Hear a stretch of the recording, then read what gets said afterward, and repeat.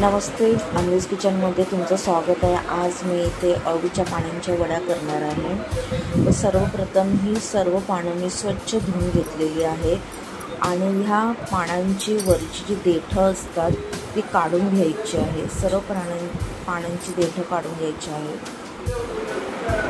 सर्व पानांची देठं काढून झाल्यानंतर याच्यामध्ये मी 1 बाउल बेसनचं पीठ घेतलेलं आहे आणि छोटी वाटी तांदळाचं पीठ घेतलेलं आहे आणि त्यामध्ये मी 1 चमचा आता इथे मीठ टाकणार आहे। जर तुम्हाला लाल मसाला टाकायचा असेल तर तुम्ही टाकू शकता। मी इथे मिक्सरच्या भांड्यामध्ये आलं, लसणाच्या 5 ते 6 पाकळ्या, छोटा आल्याचा तुकडा आणि चिंच आणि गुळाचं पाणी घेतलेलं आहे आणि आता याच्यात थोडंसं पाणी घालून मी हे व्यवस्थित फेटून घेणार आहे। घट्टसर फेटून घ्यायचं आहे, जास्त पातळ करायचं नाही, नाहीतर ते पानांना व्यवस्थित राहणार नाही। तर हे घट्टसर असं पीठ फेटून घ्यायचं आहे आणि मी आता एक एक करून हे पानांना सगळीकडे लावून घ्यायचं आहे।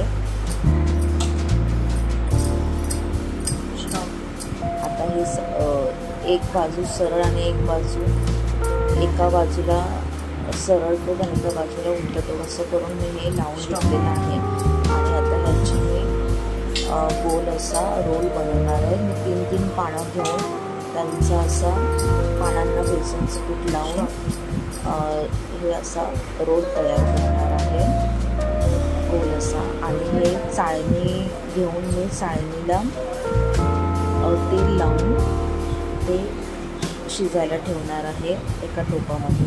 तर इथे चाळणी घेतली, त्याला मी असं तेल लावून घेणार आहे सर्व बाजूला आणि हे जे 2 रोल बनवून घेतलेले आहेत अळूच्या पानांचे ते असे ठेवून द्यायचे आणि टोपामध्ये पाणी ठेवायचं आहे। त्यात एक लिंबू टाकला आहे आणि हे चाळणी असे ठेवलेले आहे आणि याच्यावर झाकण ठेवायचं आणि 10 ते 15 मिनिटं हे शिजवून घ्यायचं।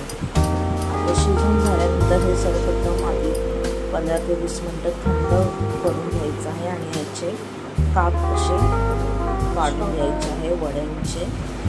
असे 2 स्टँडचे असे काप काढून घेतलेले आहेत आणि आता हे मी तेलामध्ये तळून घेणार आहे।